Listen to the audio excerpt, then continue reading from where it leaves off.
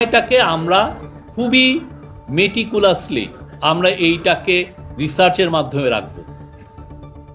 কার কি করেছেন, কে কিভাবে বয়ান তৈরি করেছেন, কেউ যেন এটা বয়ান তৈরি করবেন আর আপনার সম্পর্কে লেখা হবে না এটা ভাইবেন না।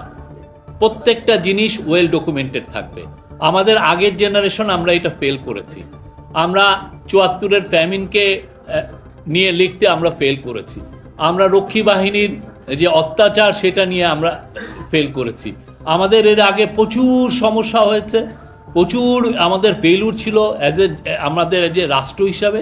প্রত্যেকটা জায়গায় আমরা এই ডকুমেন্টেশনে ফেল করেছি। আমরা এইবার জন্য ফেল না করি।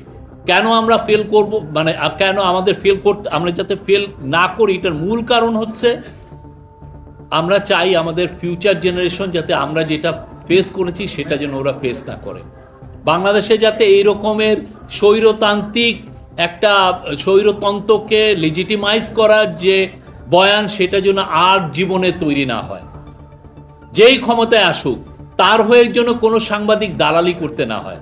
এবং এই জন্য আমরা বারবার বলছি যে আমাদের ভুল ত্রুটি থাকলে এই গভর্নমেন্ট একটা এক্সাম্পল সেট করতে চাচ্ছে। আপনি আমার মিস্টেক থাকলে, আমার ভুল ত্রুটি থাকলে, আমার অন্যায় থাকলে আপনি জোর গলায় বলেন, জোর কলমে লেখেন, আমাদেরকে দেখিয়ে দেন যে না আপনার এখানে ভুল হচ্ছে। সাংবাদিকতা এটা হওয়া উচিত। কিছুদিন আগে আমি একটা পত্রিকা আমরা দেখলাম যে প্রফেসর ইউনূসকে প্রশংসাসূচক ২-৩টা লেখা লিখছে। আমরা তাকে ফোন দিয়ে বলছি ভাই এটা লেখার দরকার নাই, আপনি আমার গঠনমূলক সমালোচনা করেন, এই প্রশংসা করার তো দরকার নাই। আমরা চাই আপনারা এই প্রত্যেকটা বিষয় আপনারা তুলে ধরেন। বাংলাদেশের স্বাধীন সাংবাদিকতার খুবই একটা ইম্পর্টেন্ট সময় যাচ্ছে। আমরা বাংলাদেশকে নতুনভাবে গড়তে চাই।